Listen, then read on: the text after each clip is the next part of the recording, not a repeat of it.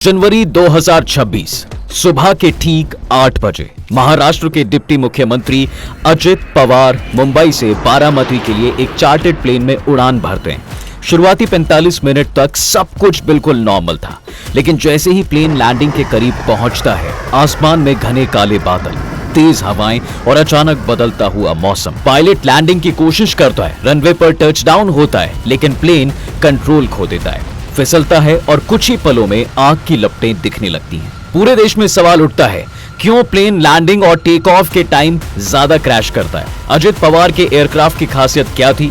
कौन से और भारत के नेता किसी हादसे में मारे गए हैं? और क्या है अजित पवार की राजनीतिक करियर की कहानी? जानेंगे इन सभी सवालों के जवाब आज की इस वीडियो में।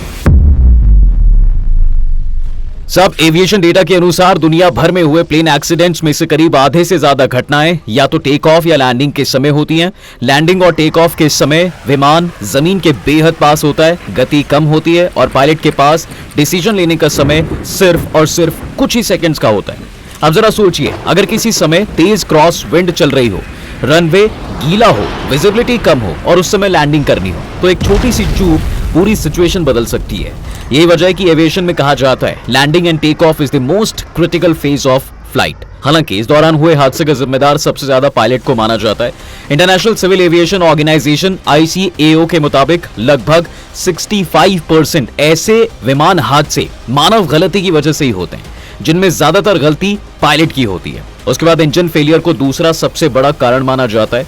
टेक ऑफ के समय विमान का इंजन सबसे ज्यादा दबाव यानी मैक्सिमम स्ट्रेस में होता है। अगर इस दौरान कोई भी तकनीकी खराबी आ जाए, जैसे कि बर्ड स्ट्राइक यानी पक्षी से टकराना, फ्यूल प्रेशर कम हो जाना, तो पायलट के पास विमान को संभालने के लिए बहुत कम समय और विकल्प होते हैं। ठीक ऐसे ही अजित पवार का भी प्लेन क्रैश हुआ यानी लैंडिंग के टाइम, लेकिन सवाल है कि उन आखिरी मिनट्स में कैसे ये घटना घटी। तो हुआ ये था कि एयरक्राफ्ट रनवे से जैसे ही फिसला और विमान गिरते ही एक बड़ा धमाका होता है, फिर उस समय आग लग जाती है। इस घटना को वहां मौजूद कुछ लोग देख भी रहे थे। जैसे विमान में आग लगी, लोग उस तरफ दौड़े, लेकिन जब तक वो लोग वहां पर पहुंचते, एयरक्राफ्ट आग का गोला बन चुका था।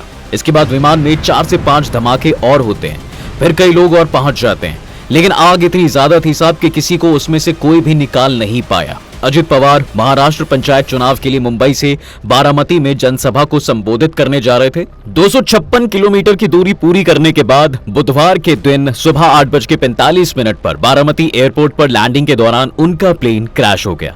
प्लेन में अजित पवार के साथ मौजूद उनके पर्सनल असिस्टेंट, सुरक्षाकर्मी और प्लेन स्टाफ समेत 5 लोगों की जानें गई।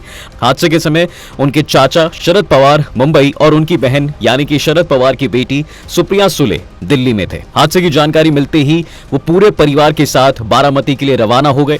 लेकिन अब सवाल ये है साहब कि विमान किस कंपनी का था और इसकी खासियत क्या थी? तो ये है एक एविएशन चार्टर कंपनी का लियरजेट 45 प्लेन यानी कि LJ45।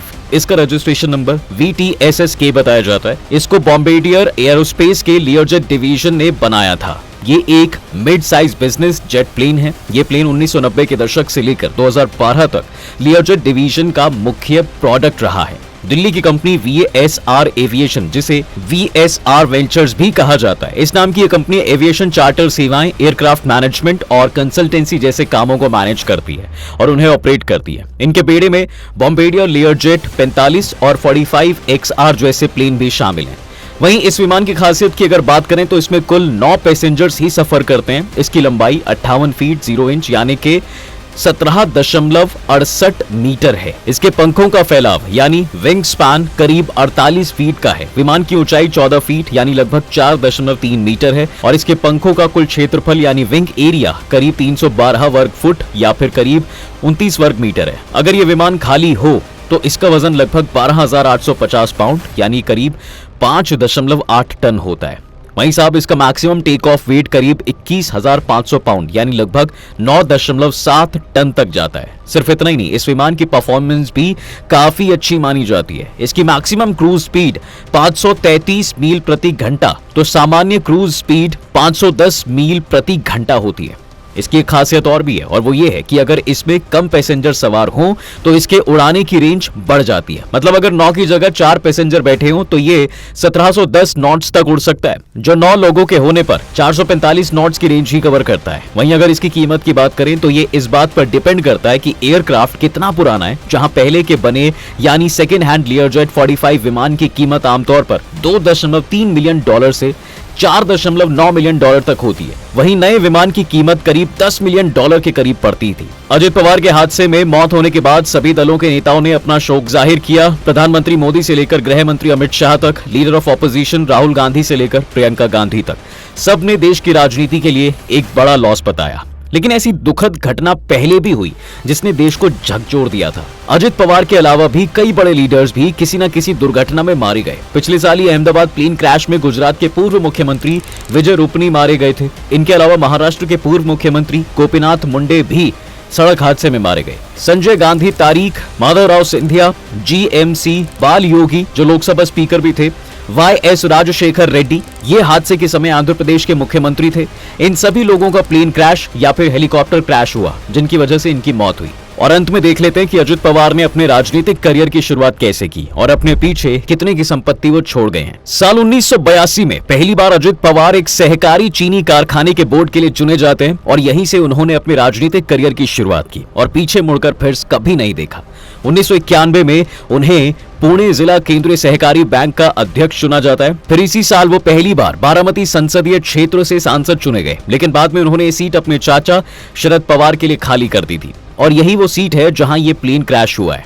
अजित इसके विधानसभा क्षेत्र से 7 बार महाराष्ट्र विधानसभा के लिए चुने गए हैं।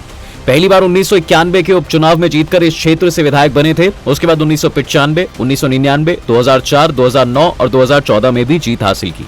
हालांकि इनके जीवन में सब कुछ अच्छा ही नहीं रहा, बल्कि ये भी विवादों में रहे हैं, चाहे वो 70,000 करोड़ का घोटाला हो या फिर चाचा की पार्टी में फूट डालना। दरअसल साहब नवंबर 2019 में अजित पवार एनसीपी को तोड़कर बीजेपी में शामिल हो गए थे और सुबह सुबह उप मुख्यमंत्री पद की शपथ भी ले ली थी। हालांकि वो सरकार कुछ घंटे ही रही थी। उसके बाद फिर पार्टी तोड़ने पर विवाद चला कि एनसीपी का नाम और सिंबल किसके पास जाएगा, चाचा शरद पवार या फिर इनके पास। फिर फरवरी 2024 में चुनाव आयोग ने पार्टी का नाम और चुनाव चिन्ह अजित पवार के गुट को दे दिया। वहीं उनकी संपत्ति की अगर बात करें तो साल 2024 में हुए विधानसभा चुनाव के दौरान चुनाव आयोग को दिए हलफनामे में 124 करोड़ की संपत्ति बताई गई थी। इसके अलावा उन्होंने ये भी बताया था कि उन पर 21 करोड़ का कर्ज भी था। अजित पवार के अलावा उनके परिवार से उनकी पत्नी सांसद हैं और उनके 2 बेटे पार्थ पवार और जय पवार में से पार्थ राजनीति में एक्टिव हैं। उन्होंने 2024 का लोकसभा चुनाव भी लड़ा था, जबकि जय पवार अभी पॉलिटिक्स में सक्रिय नहीं है। खैर, इस हादसे पर जांच के आदेश दे दिए गए हैं। आपको क्या लगता है, ज्यादातर प्लेन क्रैश की तरह क्या इसको भी पायलट की गलती बता दिया जाएगा या फिर कुछ और रीजन आएंगे? हमें अपना जवाब कमेंट में जरूर बताइएगा।